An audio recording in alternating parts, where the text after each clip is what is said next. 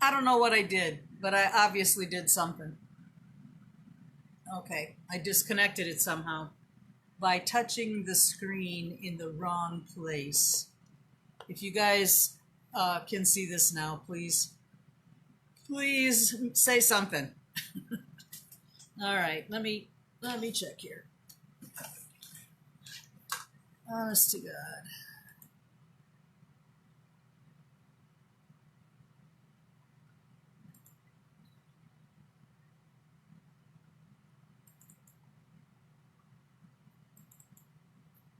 I'm still here if you are.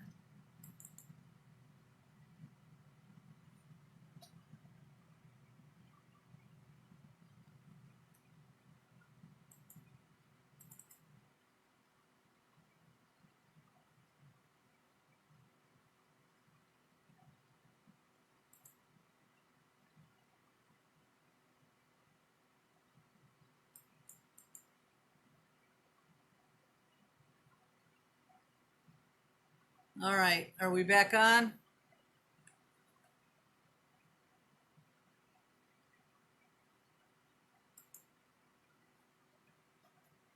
I am so sorry.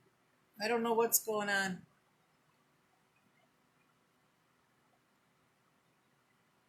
All right.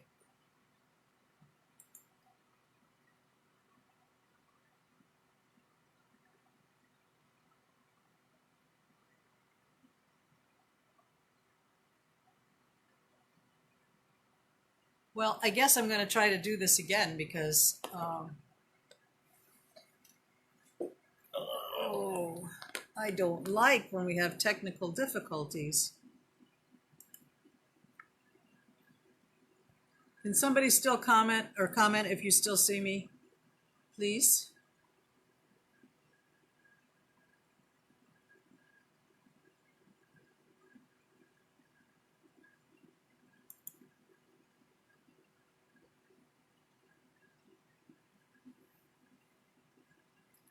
I'm back, but I don't see that I'm back. All right, let's see.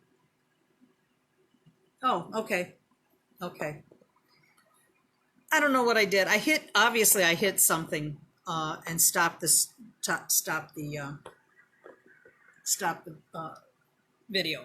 Okay. So, what I was saying is let's try not to do this again. This is the hothead torch right here. Okay? And it is a torch head that fits on a canister of gas. This is propane that I'm using. And you can use MAP gas too if you want. That's in a yellow can. But this is about a third of the price. And it does just fine. So propane is in the blue can. It works great. And this is the hothead torch. All right. So you need the mandrels. You need the torch. You need some matches. You need, if you're going to do the immersion method, is what's called a bead pulling station. This allows you to get the bead off of your mandrel, which is screaming hot, and the enamel is also wet, so you can't touch it with anything or you'll mark it up. So what you do is you get a tile. There's a ledge on the bottom here, and you can put a ceramic tile, put this on the edge of a ceramic tile, which I'll do right here. And if I don't screw this up again, hopefully you can see how it's mounted on there. Okay. Well, actually, it's not on the ceramic, but I've got another tray underneath that it's hooked to, but you could do it right on a ceramic tile if you wanted. I also have a jar with water in it that you're going to put your mandrels in to clean the enamel off. Excuse me, you will see that as I'm doing it. I have got my enamel powders over here. I have a variety of some light colors. All right, and so what I'm going to do is, to start things off, is I'm going to put my bead on the mandrel, and it's loose and floppy right now, but as soon as you introduce that first coat of enamel, then the bead will stick to the mandrel, and that's what you want in this situation. Okay. Oh, and I have a little aluminum foil pan, little, I don't know, like a little banana bread loaf pan that I put on the back side of the bead pulling station, so that when I take my bead off, it drops into the little basket, or the little bread pan, and it doesn't go rolling all over the table. Okay, just for safety's sake, you want to make sure that you're set up for success and safety. All right, so I'm just trying to figure out if you'll be able to see. You should be able to see this. I don't want to burn my phone. Okay, so then after I enamel the beads, I leave them on the mandrel, just for this technique, okay? I'm not going to take the bead off till after I put the decal on and then refire it, okay? But right now, this gives me a nice thing to hold onto the bead so I can apply the decal without the bead rolling around, so I can keep it stable, okay? So I just keep them in my jar to keep them out of the way. All right, so let's see here.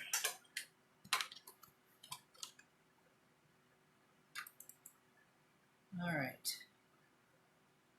Hello to everyone who has joined me since I screwed up a few minutes ago. So I guess this is a two-parter. All right, which I will have to explain that.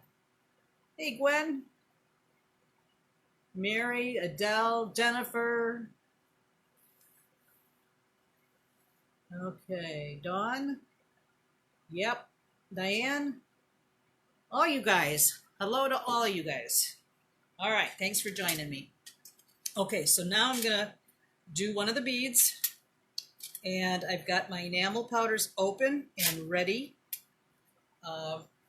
I've only picked a few colors because, like I said, I just want kind of light colors to work with for this, and I'll show you how it's done. All right, so I'm gonna light my torch. I sit kind of straddling the torch. Okay, so I'm got one leg on either side of it. I've got everything set up here. It's going to be loud. The hothead torches are loud. There's no way I can get around that. So hopefully you'll understand by me showing you, as I'm doing it, and then we can talk about it after it's done. All right, so I'm going to light the torch. The proper way to light a hothead torch is to strike your match and put the match right under the lower lip of the torch head. If you put it up too high, you're going to blow the fire out. So you want to just touch it on the end, on the bottom end of this torch head to ignite it. Okay, and then I'll adjust the temperature. I kind of want it medium, like a medium flame. Not too hot, not too puny. So here we go.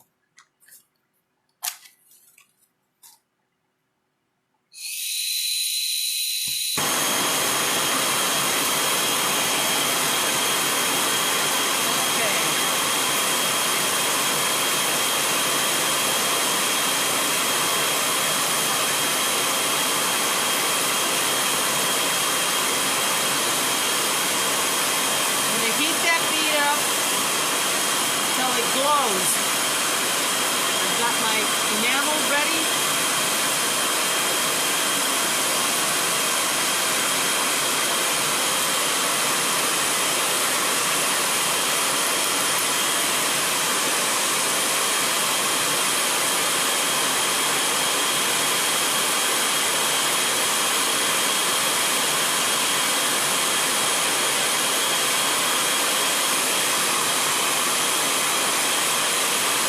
I just scooted the bead up because it kind of was far back.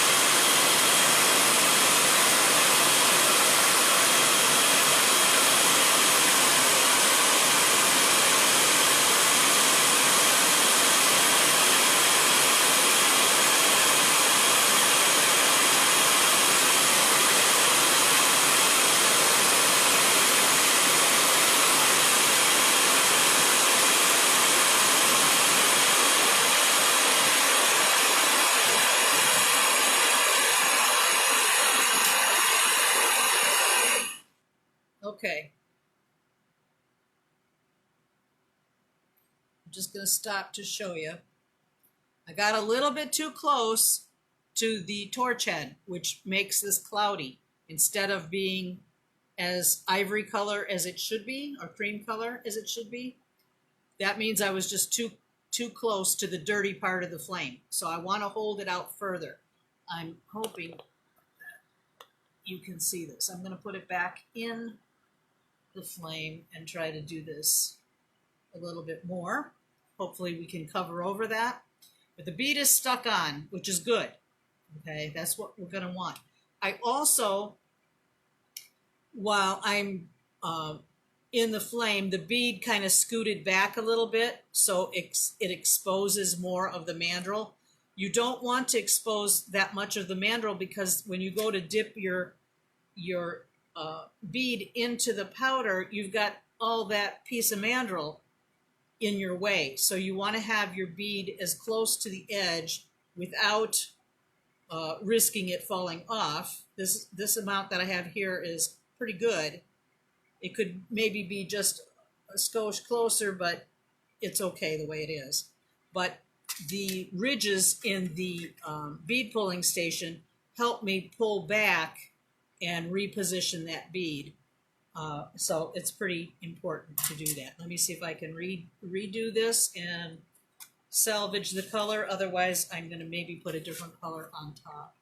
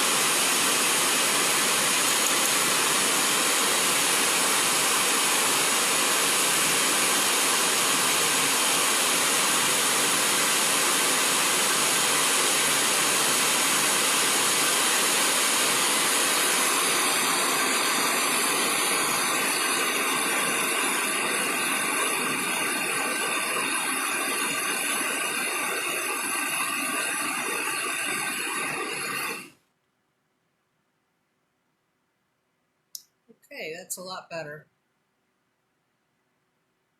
And I scooted it up just a tiny bit more towards the end. I'm going to let this cool, which I'm going to rest it on the edge of the bead pulling station right here. I'm going to do one more and then I'll stop and we'll talk about this. Where am I at? All right.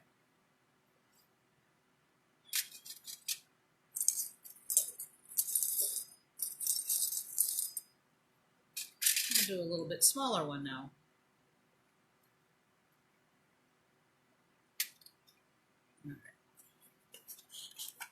You want to be sure that you have things on your right and your left side, so that you're not crossing over this torch head, because this is very, very hot and you will burn your arms or something. So if you're reaching over, so you want to make sure safety, like I said before, you're set up for safety. Also, you have your enamel in your non-dominant hand and your mandrel and your bead in your dominant hand, so that you're tipped and ready to dunk, because the bead needs to go into the enamel when it's really hot, and it cools off almost instantly. So you want to get from here to here right away. And you'll know what I'm talking about if you've tried this, or when you try it, that you won't have an even coat all the way around your bead, because one part already has cooled off more than the other. So it's really important to get your bead your hot bead into the enamel immediately, and rotate it, kind of dredge it like you would chicken in flour or whatever. You want to get it all coated real well, tap off the excess, and then put it in the flame.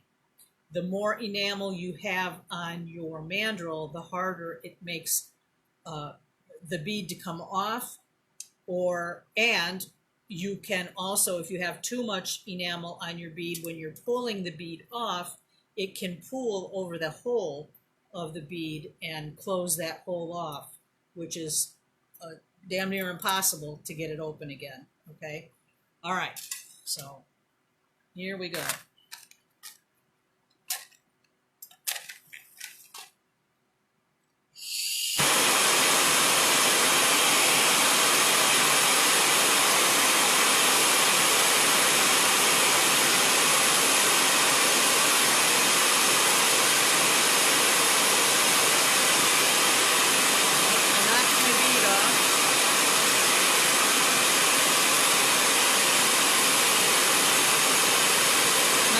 Come off, so I was just getting the mandrel back in the hole.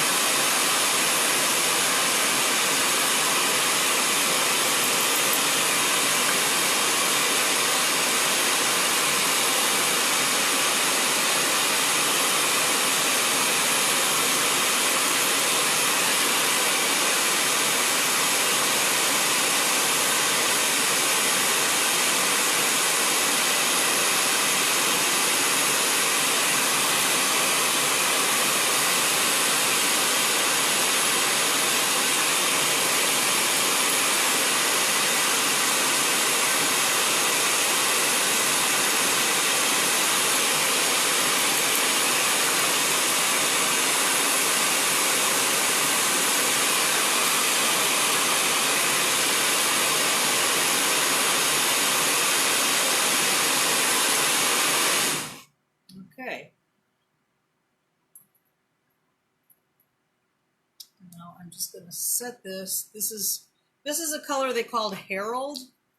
It's called Herald. It's a very pale, kind of a pinky purpley, very pretty color.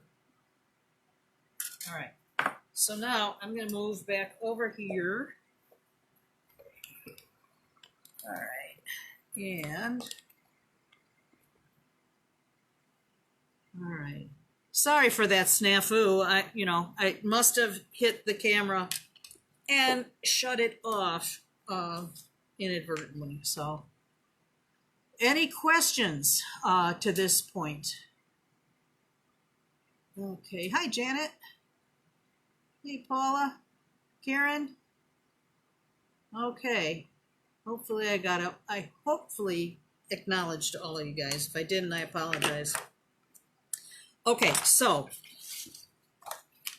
those beads are going to be really hot for a while. The solid copper beads,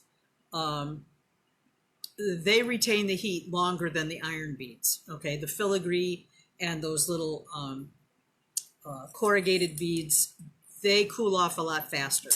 And I said solid copper, but you can't use plated. Okay, so I just mean solid is in there thick, okay? Excuse me, and they're not plated with anything. So that the plating will burn off and whatever metal's underneath, it won't enamel. So you want to make sure you use solid copper if you're going to enamel copper beads. Okay, so here are some other ones that I did earlier that are cool, okay, because these other ones are going to take a while to cool off. All right, so let's just, they don't have to be in water. That's just, I'm just using the water jar that I've got my mandrels in. So just in case you wondered why they're in water. All right, so now I'm going to get a decal that I want to apply. Also, a really cool thing is this bead had a decal already on it, and I didn't like it. So I enameled over it. What I did was, you know, like I mentioned earlier, as you fire your decals, the longer you fire them, they fade. You know, they lose their brightness. So you need to, you know, be cautious when you're firing to not overdo it. Because if your decal is pale, you know that you fired it too much. So what I did was I fired it again and just kept the flame on it, you know, rotating the heat or the bead and till that decal was almost, it was very faint. So then I dipped it back in the enamel powder and ta-da, it worked. Okay. Okay, so I'm going to apply a decal to this.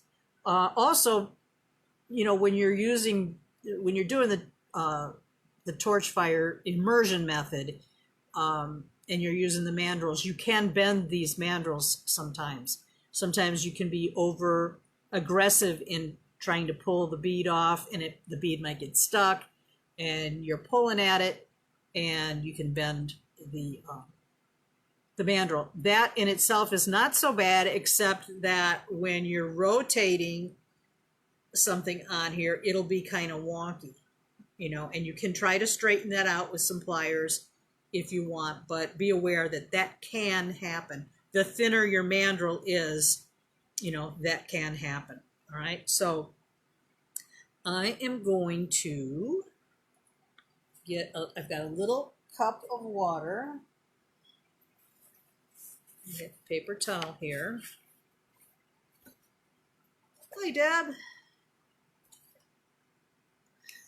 Chasing another rabbit, huh? Okay, so I'm gonna do a be kind because those seem to, people really seem to like those a lot.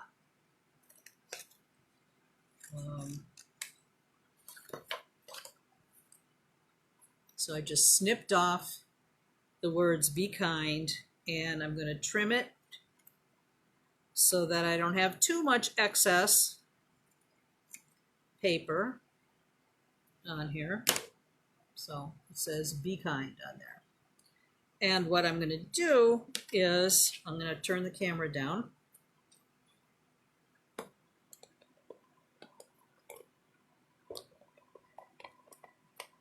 All right, so I've got my little cup of water here and my paper towel and my decal, and I'm just going to put that in the water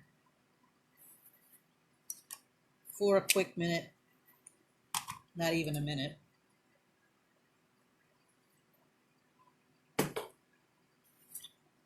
All right, I've got my bead ready.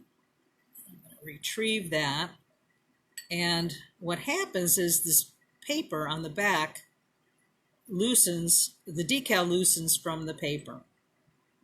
If you can see that, I'm sliding the decal off, and I'm going to apply it on the bead, kind of in the middle, keeping in mind that I'm going to have that bead cap on top. Kind of look at it to see if you've got it straight, or as straight as possible.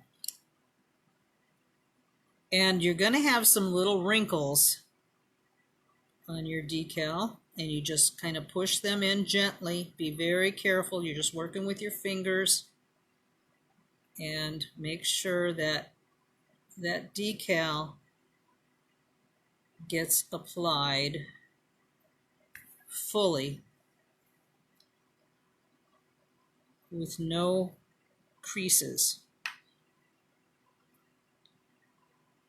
And you know, you're working any water that might have gotten caught, well, not caught, but this is so small that you're not really going to get water caught behind it if you press it down real well all over. A larger decal might be a little more problematic, but you can also use a squeegee, but on a larger piece to kind of, you know, get that water out and smooth it. But on something this small, you don't really need that.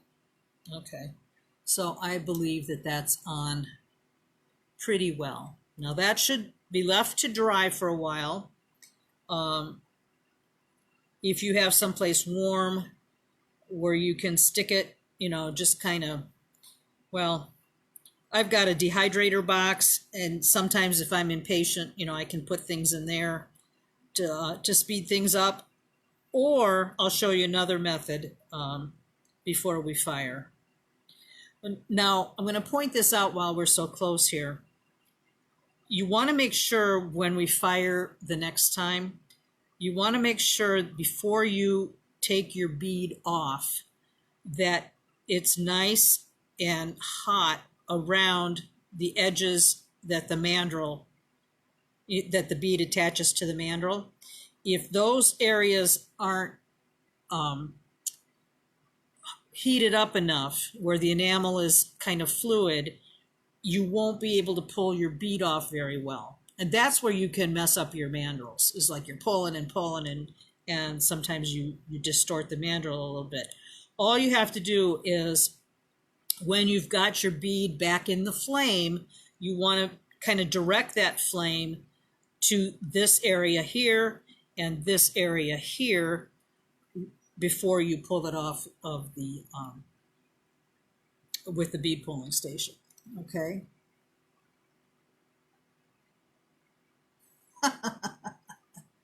You know, it's not backward to me, but you know, the way my camera shows it, it's backward to you. So it's be kind. Okay. All right. So I'm going to set this aside. I put it actually back in my jar and let it just sit there. And I will apply something else to one of these others. I think what I'll do, let's see here. What should I choose?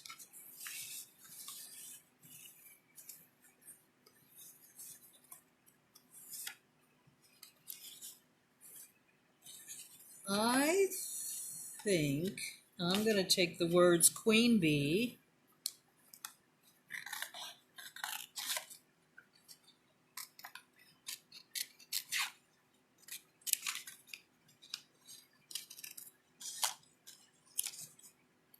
Okay, so I've got Queen Bee, and I know that I have a little bee somewhere.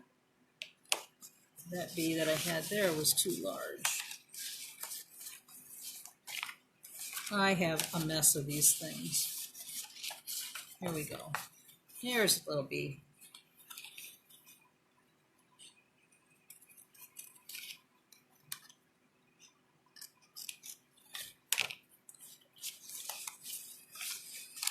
I just keep these in a folder.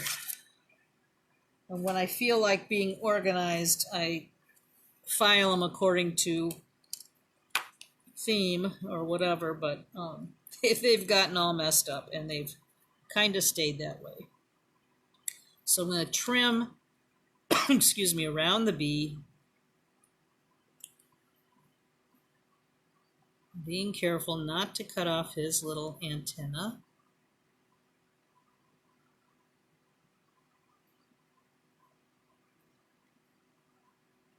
You don't really see the paper, the decal film on the project after it's done. Excuse me. That kind of just disappears. All right. So I've got my little bee cut out.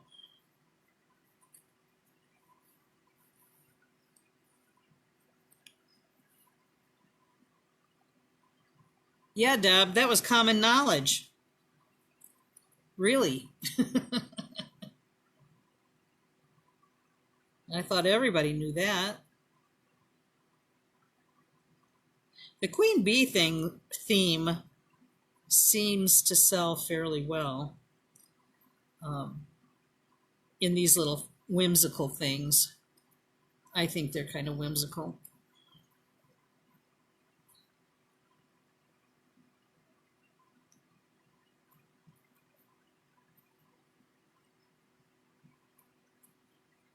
Okay, oh, I'm scissor challenged.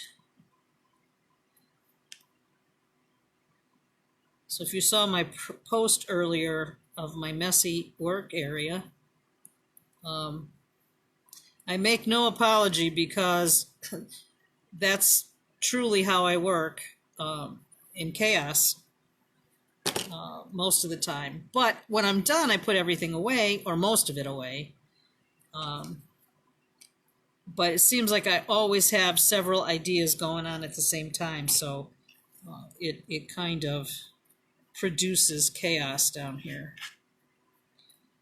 All right. I've been kind of having some fun with that paint pouring the last few days, trying to get some pieces for jewelry making figured out. I'm hoping to do that next week if I get a couple more things figured out. Then I'll present that next week, possibly.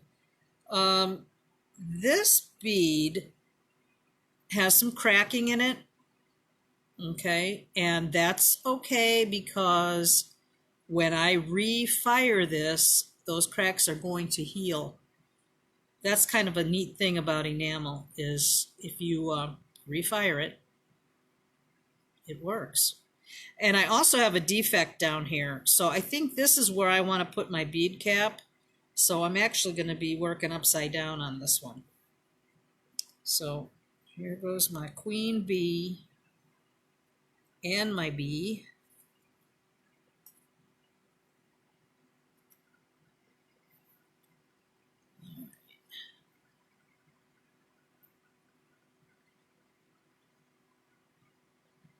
They come off fairly quickly. This color might be a little bit dark for the decal. I wish it stayed as dark as it is like right now, but it doesn't. It gets that sepia tone. It fires kind of a sepia tone, which I do like, but I think it would show up better if it was darker like this. All right, so you see what I'm doing? I'm just kind of pressing, making sure there's no little wrinkles or puckers on there. It's relatively straight. Like that. And then I'm going to put my little bee on. Come on. If you leave your decals in too long, what just happened will happen. The decal just kind of comes off the paper on its own.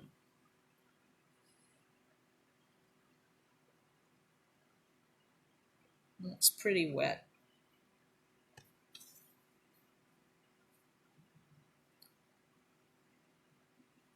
So I think I want that B.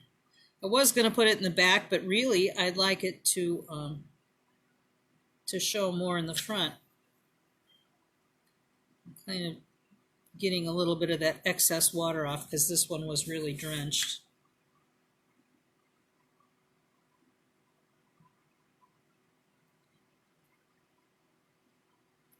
And if I'd have thought about it, I would have already had some decals applied and ready to roll without taking extra time. Yeah, this is Nile green, this color right here. This is Nile green. It's 2305, T2305. It's a transparent enamel. It's a lovely color. I love the Nile green. I love the copper green. That's a little bluer. Even though it says copper green, it's more of a bluish, blue-green.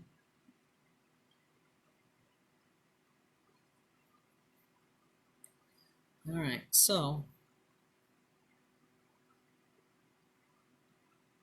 it's on.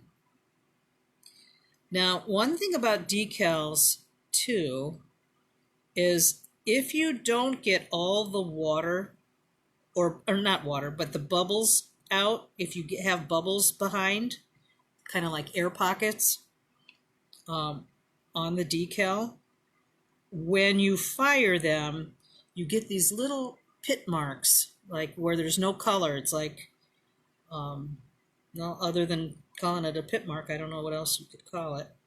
But it just looks like it's almost like perforated a bit. And that is because it had an air pocket behind there. And that you want to just make sure that you get that all worked out.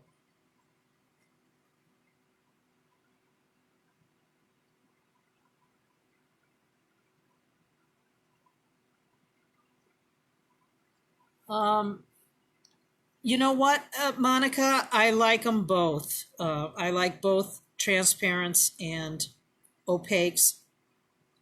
But, you know, if you only had a choice to get a few colors, I would get like a white and a cream in an opaque. And then I would buy several different transparents because you can put those over the whites and the creams and get some really nice looks. So, all right, so I'm going to set this one over to dry. And we'll do another one. This is lime yellow, this color. This is also a transparent. Over cream.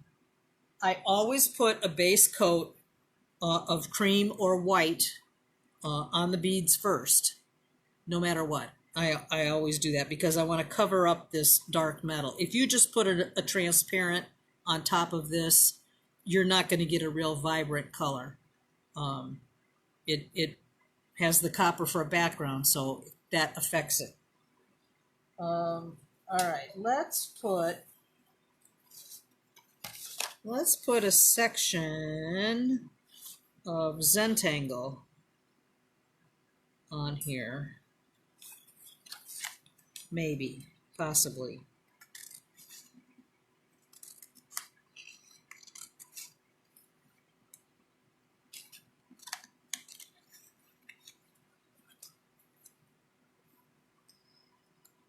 All right. This is not going to stretch around the whole bead. Let's see if I can do that a little bit longer and smarter.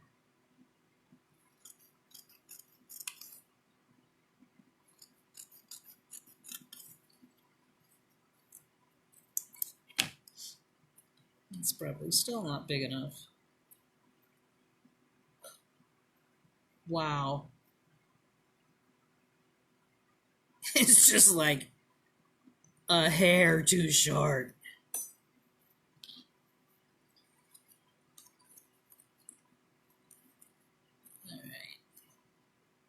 One more time.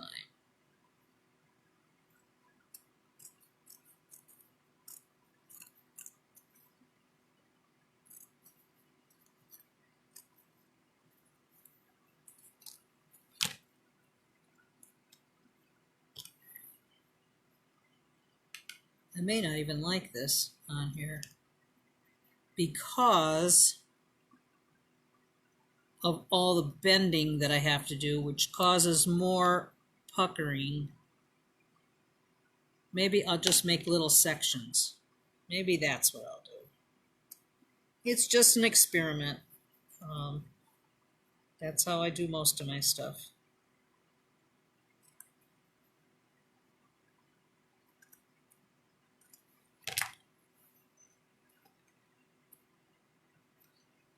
That fell in there. I didn't even put it in there. Okay. I guess it wants to be done.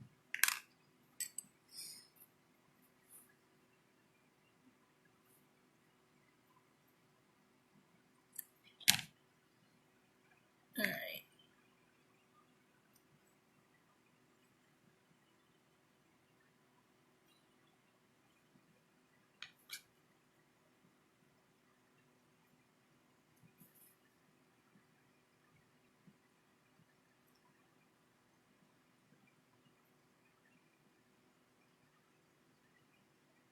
I don't know. This might be not nice looking at all.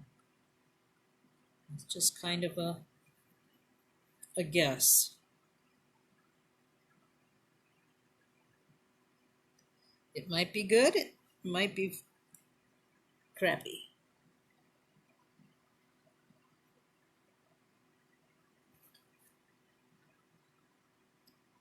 Usually you can move the decal around a little bit. You can slide it just a bit if it's not exactly where you want it, if you do it relatively soon. Otherwise, it gets stuck on and it's not going anywhere.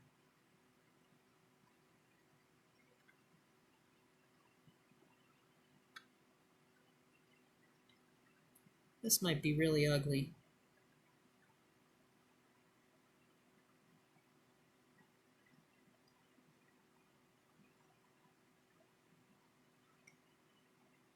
Back to my original idea.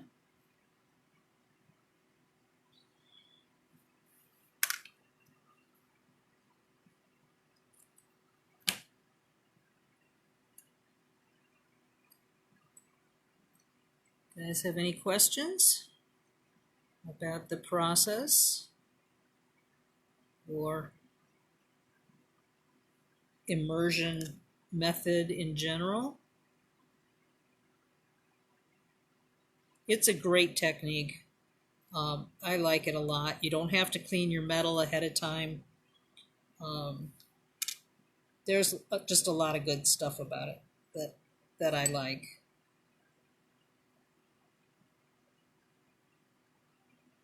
This one's too long.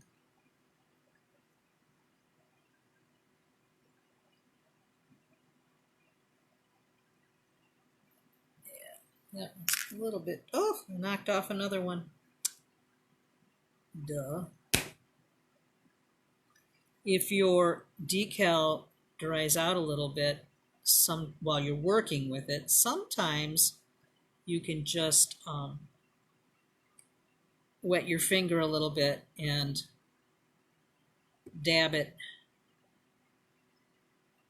kind of to rehydrate it a little bit. This in general has too much water on it. It's sticking to my fingers.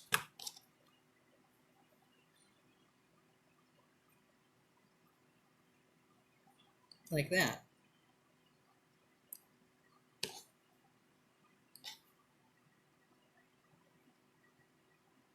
Dry it off a little bit.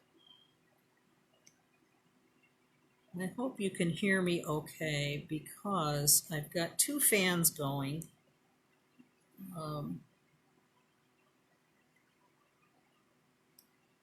So that I don't set off my smoke alarm or smoke detector while I'm torching, because It has happened. It scares the ever-living crap out of me and anybody else who's home.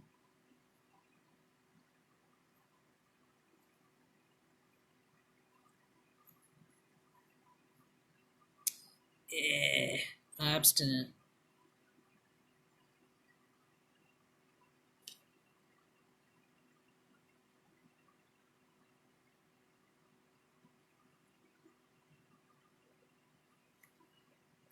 Do all this work and then I'll probably hate it.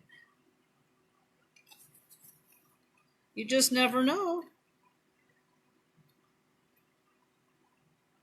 I pulled off another one.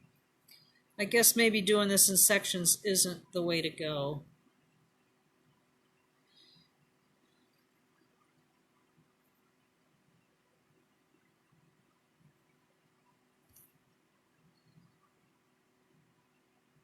This one I'm going to have to let dry, and I'll fire it later. If these ever stay on,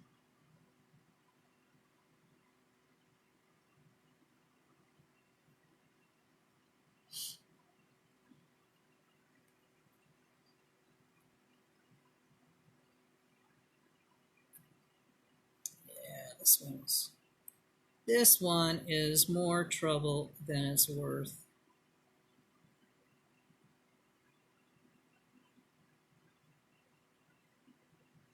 I don't know. I guess you could overwork the decals too, maybe. And they just don't want to stick anymore. I don't rightly know.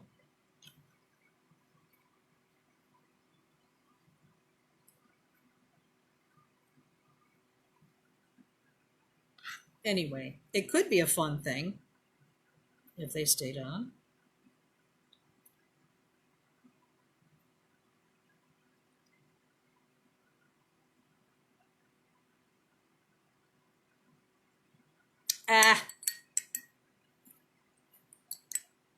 Phooey. Not doing it. No thanks. I'm losing my mind. Not worth it. Let's try something else.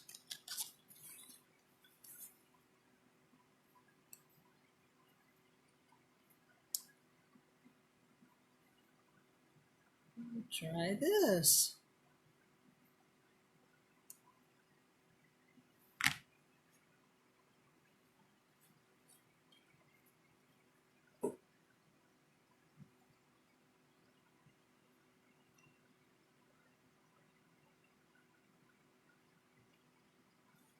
I like this better.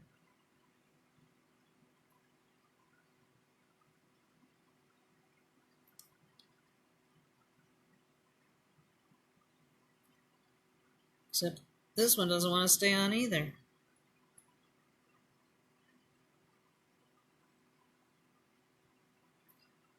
That's kind of frustrating. You saw how easy those other ones went.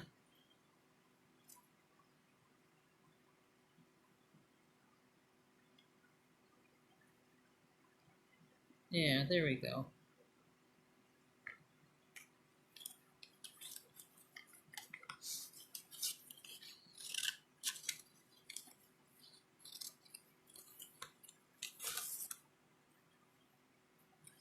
So I've got a couple other projects that I'm thinking about doing. I haven't done colored pencil on copper in a while, so I may do that in a couple of weeks. I don't think I'll do a project with it other than just showing the technique, how it's done. I know there are several people out there doing it, teaching it, and there are different opinions and methods, I guess. And I can only present mine, but it doesn't mean that it's the only way you can do it. But I may do that too in a couple weeks. So I'm trying to really go through my bag of tricks and see what would be good to show you guys. But there's people that have perfected different techniques, and I can't say that I've perfected any of them, but I like to dabble. So that's kind of what I show you, is how I dabble with these different techniques. So it doesn't mean that the way I do it is the only way, because it's certainly not.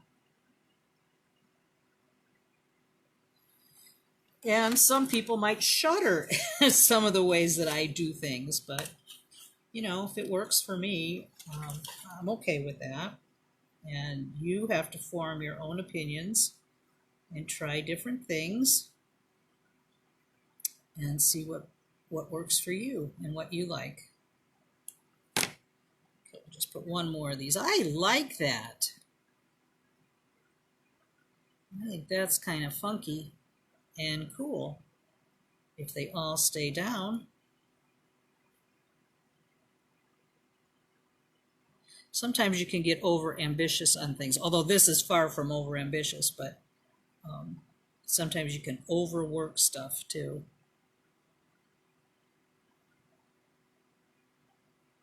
I think this is going to be one of my faves if it fires well.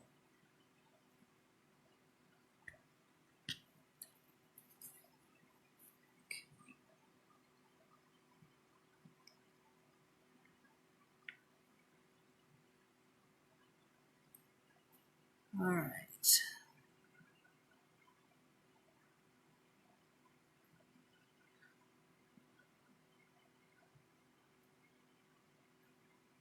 Yeah, I'm kind of all over the place with stuff.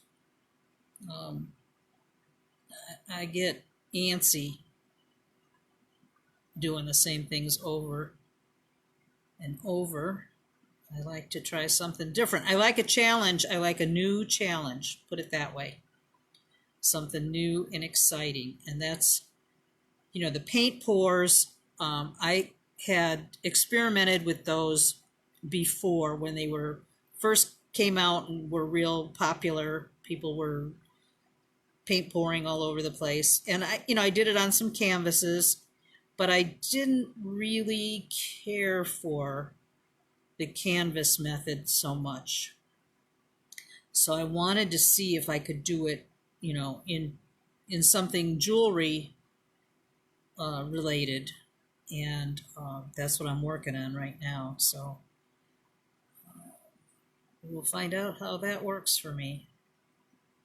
It takes a long time for the paint to dry, and then I'll be covering over the pieces with resin. And I've got some references for you guys to watch on YouTube if you're interested, that I'll share with you too when I do the demo, because it's mesmerizing. And I mean, these people are truly artists that do this stuff. They know all about different paints and how they work and what mixes with what, and they cover all the aspects and turn out some beautiful product. That is cute, in my opinion.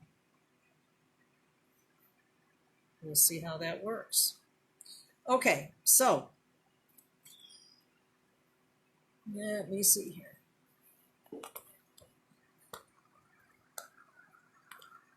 Hey, Deb, you're on a roll today. You are on a roll.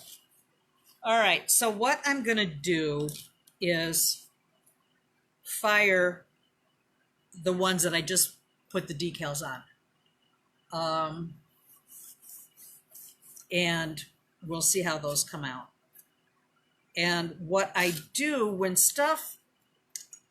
when you're reintroducing enamel pieces back into the flame, you want to do it slowly, gradually. You want to start off, excuse me, high in the heat. You know, you're not in the flame, you're in the same path as the flame, but you're way above it. You're just in the heat part. And as your bead starts to warm up, gradually you start bringing it in closer and closer and closer and closer till you're in the flame. And then you can, you know, proceed with it. Then the bead is warm enough. If you just go right into your flame with this enamel piece, you could crack it. The enamel can pop off. But like I said before, with cracking, generally those little cracks that you see sometimes in your enamel will heal themselves once you reintroduce the heat. But that's not going to work for everything that you do, you know, depending on what you're making. But in something like just a plain piece of copper, you'll be able to resurrect that, or plain piece of enameled work. You should be able to fix that. So these are the ones that I just fired a little while ago. They're nice and cool, and I could decal them, but I'm not going to. I don't need to do all of those right now for the demonstration. I will do these 3 that I just put the decals on, and we'll see how that works. Okay, so I'm going to go back to that because I'd like to have at least one of them cool to show you how I finish it off, but we'll see how that works. All right, so back to the torch. Let's not disconnect again.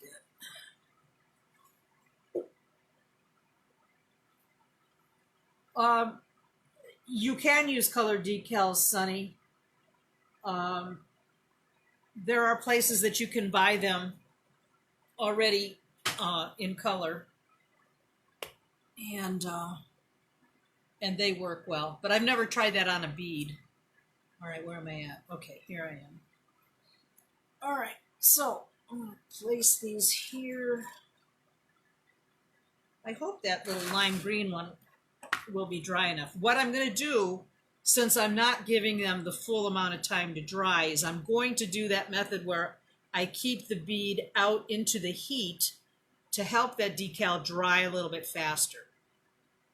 When you torch fire the decals, these are very small, so what happens is when you torch fire them, there's usually a little bit of smoke that comes off, and that it's like the paper, not the paper, but the film is kind of burning a little bit. But that goes away pretty much instantly. Sometimes you might even get a little bit of a flame, like a little flare of a flame, but that goes away too. That's not anything to get concerned about. And sometimes there's a little bit of an odor, probably from the ink or the film. I'm not really sure, but that seems to dissipate real quick as well. I'm just letting you know this, you know, you guys know what to be aware of if you do this yourself, okay? And by me having this noisy torch on, I don't know if you can hear me when I'm doing this, so this is what I'm going to do. I'm going to light my torch. I'm going to keep my bead high out into the heat, gradually bring it in, and then I'm just going to rotate it and get that decal fired on there. You can see the decal like the lettering or the outline of the decal kind of glows a little bit. When that happens, that's pretty well done. If you keep on it, that's when your decal is going to get faded out. Okay, and then we have to take the bead off of the mandrel. So, oh God, I hope I didn't do it again. Okay, no. All right, so hopefully you can see all of this. Here we go.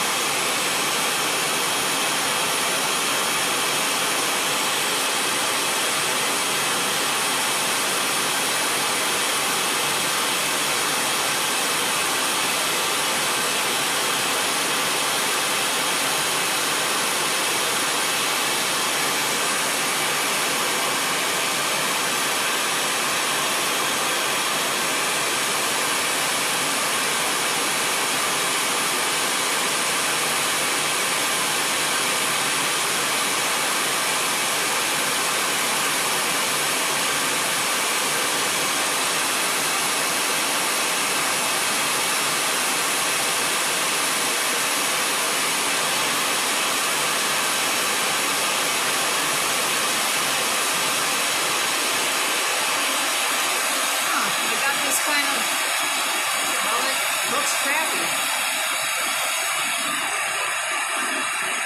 Not too close to the fire.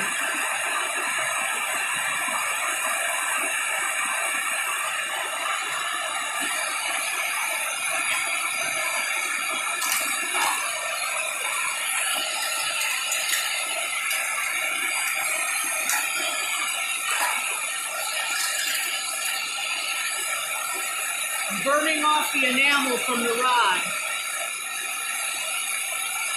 And then I'll dunk it in the water and all the enamel cracks off.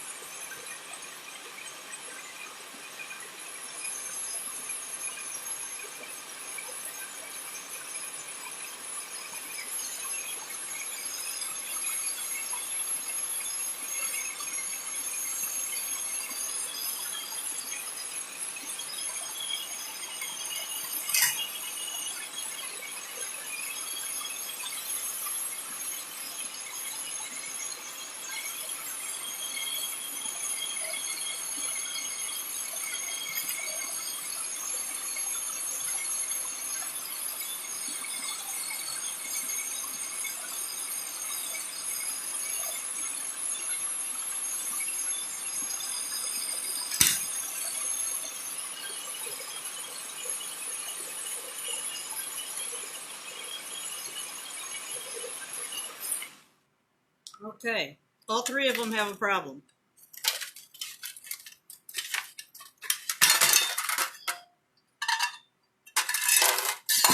Remember, these are really hot.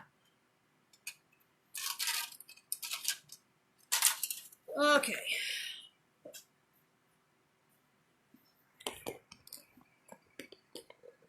Yeah, I should have clipped the pan. You're right. You are right, Jennifer. The problem is that I don't have it on the tile. It's not set up right. So, but yeah, clipping it would have been a good idea. All right, what happened here? And I've not ever seen this happen before. I got a big, and I'm thinking maybe there was too much enamel on this one that I had covered up. Remember I told you that I had a different decal on there and I didn't like it. So I covered it up, and the enamel started to split on its own. I have never seen this before right here. So I'm not really sure what the cause of that is. And I have literally done hundreds of these beads and I've never seen that before. So I'm thinking it had something to do with maybe too many layers and maybe some moisture, but I don't know. I've never seen that before. But the decals came out good. That's a positive there. This bead is really hot. That's why I'm doing this very gingerly. And I had told you there was a defect at the top, which was okay, and that's where I was going to put my bead cap on there. But actually, had that boo-boo not occurred on the other side, this would have been a pretty neat bead. So, but, you know, shit happens, so. All right, then the other one, I got too close to the flame too quickly, and I muddied the cream color, and I overfired the decal. But you know what? It's good that you see these things happen, because other than making me look like a bozo, I don't take it personally, because I've done this so many times. I haven't had this kind of issue, but not on 3 out of 3. So this one is the best, but is still not great.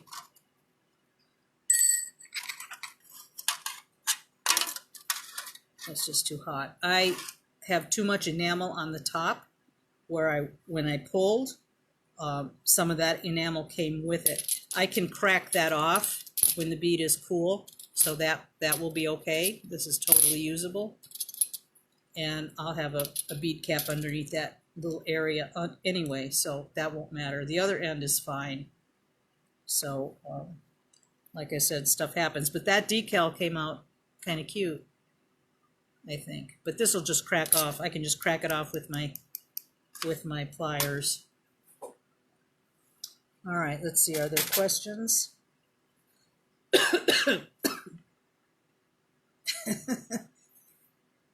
Yeah, can you smell it out there, Jennifer? I actually didn't smell anything, but these are such small little areas of pieces of decal that,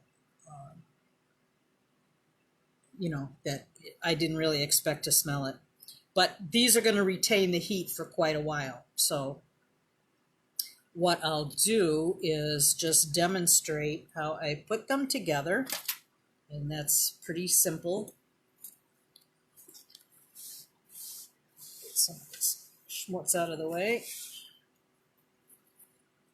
And a little dish with my other little parts and pieces.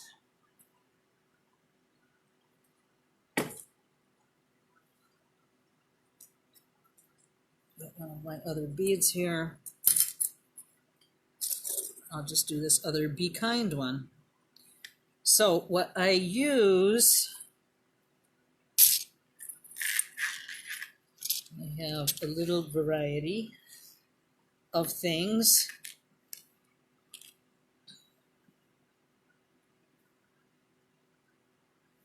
Yeah, you've learned a lot from my boo-boos. Yeah, and I make a lot of them.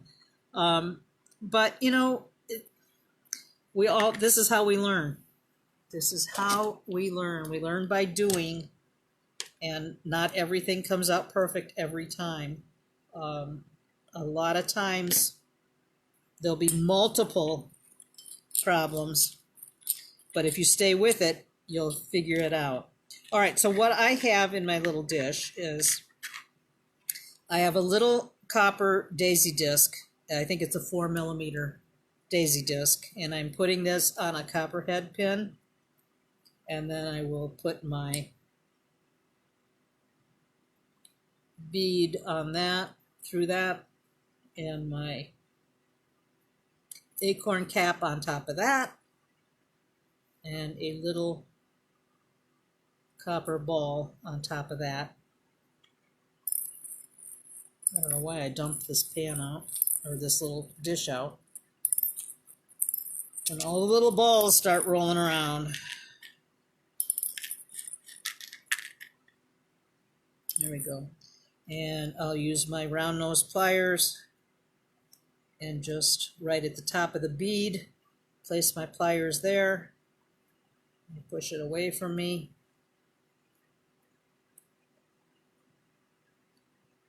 Push up and over and under. I'm not going to take the time to explain all the steps. I've got a video on that, on how to make this wire wrap loop too. And wrap that around till you hit the bead. You want it to be snug so that nothing's flopping around in there. And then snip that little piece of wire off, and then tuck down that little piece that you just cut off so nothing's sticking out. And then I use oval chain. I bought a big spool of oval chain that I disconnected. Well, actually, I left it all together, and the chain had, sometimes copper, you'll see, has some kind of a lacquer on it, and I guess they do that so that the copper doesn't tarnish, but if it's got the lacquer on it, you cannot patina it. So that chain that I get, I love it, but I have to soak it in denatured alcohol for a few minutes to get that lacquer off. And then once I clean that all up, it's not as bad as it sounds, but once I clean that up, then I can patina the chain all together, and then I disconnect all the jump rings, and they make great jump rings for certain things, especially pendants or linking bracelets together. I like the fact that they're oval. So I'll just put that on there, and that's, you know what I forgot to do? The corrugated ones. But it's the same principle as the other beads, only I don't put a decal on these. But I suppose you could if you wanted to. But I think the decal ones look better on just the plain things like that. Deb, I have been dabbling all my life. just on different things. But I'm just what you'd call a maker. I have always made things, whether it was food or other kinds of crafts. I like to be able to figure stuff out and make stuff with my hands. I just always have enjoyed that. So anyway, that's my story, and I'm sticking to it. And you know, I like to play around with different things, and sometimes I don't know, come up with totally different ideas. One thing leads to another. That's pretty much how I do things. But I've taken some good basic courses in different things.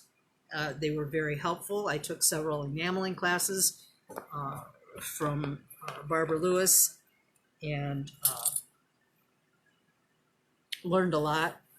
Got certified as a teacher, a certifiable teacher for the torch firing enamel, the immersion method.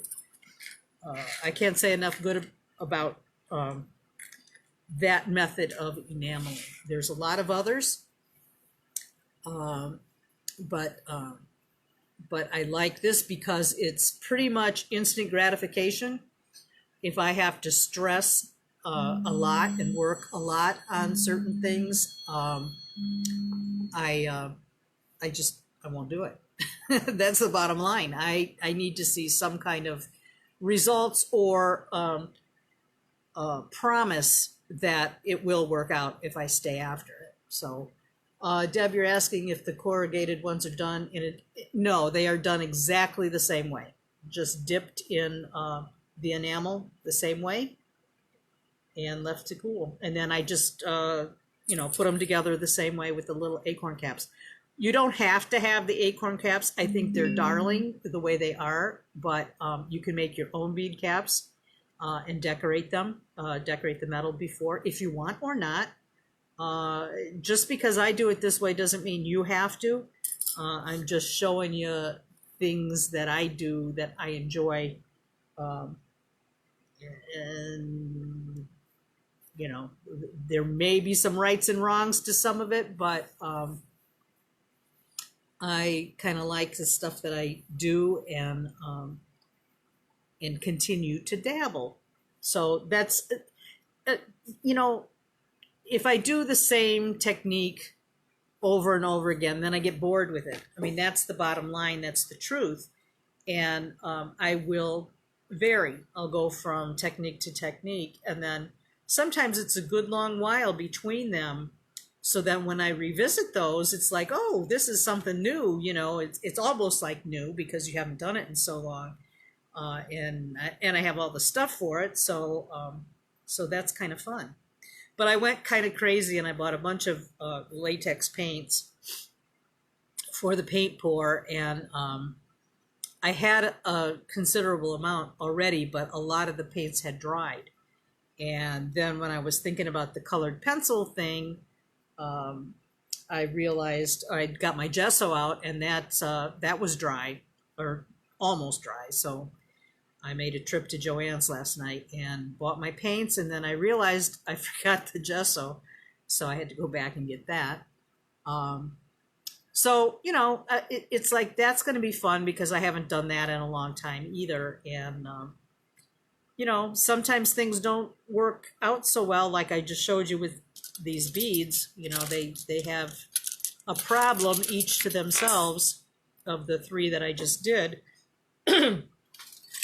But I guess on the other hand, it's kind of unrealistic to think that everything is going to work out every time. I really like this. I like this lime green a lot. It's not boring, that's for sure. I cracked off that piece of enamel. So, is there a less expensive torch that works? In honesty, I have a couple of hothead torches, and then I have the knockoff brand that I got from the hardware store that's considerably less money. And I'd have to say it's pretty darn close to the Hothead brand. So I use a mixture of both in my classes because it's like just too much money to have invested in all name brand stuff or whatever. So yeah, you can definitely get by with a hardware store Hothead knockoff. They are in, well, I'm thinking of Menards where they're at. They're by the welding things, by the welding supplies. So you can find that, and then to get a can of gas for $3, you know, the butane, not butane, propane. And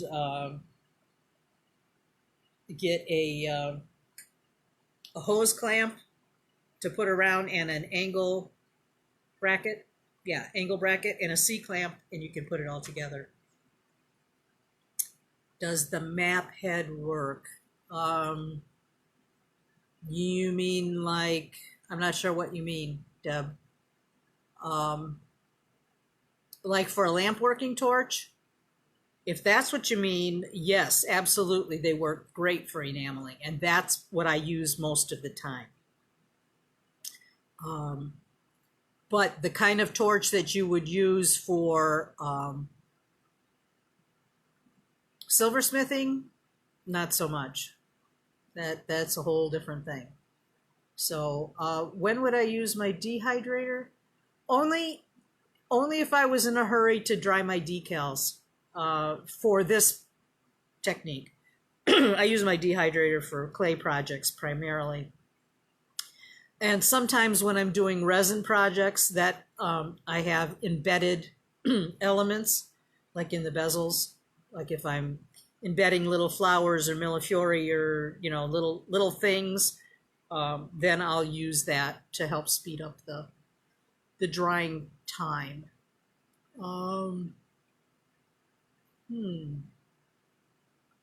Any other questions? I will be putting the handout out very shortly. I've got some resources on there. If you have any questions about anything, let me know. You can also refer to those previous demos that I did on decal making and torch firing. The decal making in itself is a little bit, well, it's a lot pricey if you have to get the printer and all that other business, because you have to have a laser printer. You can't use an inkjet printer. It doesn't work. You have to have a laser printer that has a sufficient, it's some kind of copper, something in the ink.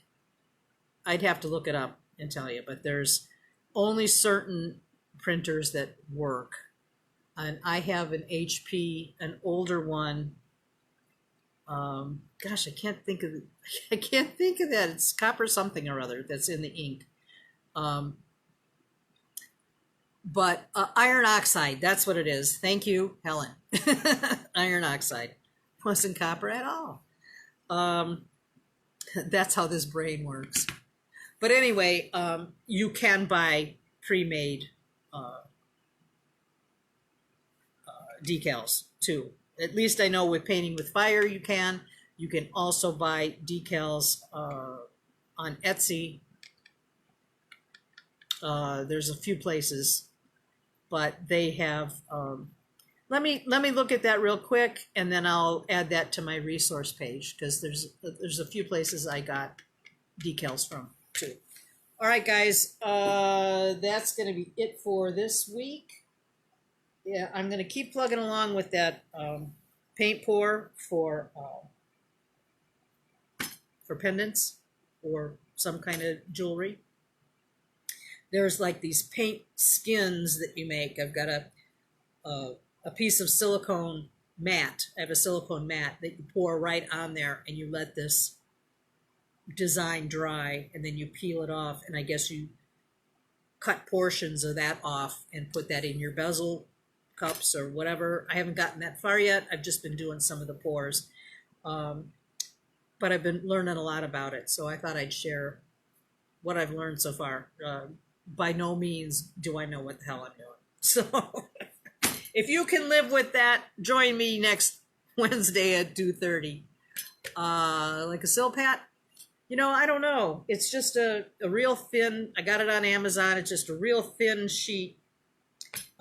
It's not for cooking, it's for crafting. So you can pour resin on it and stuff, and then you can just peel it off after it's dry. So I'll see if I can, I'll have that information when I do the demo on it. So, all right, guys, any questions, just put them in the group. If you make stuff, put it on the group page. Keep referring your friends to our group that could be interested in this. I think we're at 960 something. Remember, when we get to 1,000, we'll have a drawing for some handmade cabochons. So, all right, see you guys. Thanks for joining me. Bye-bye.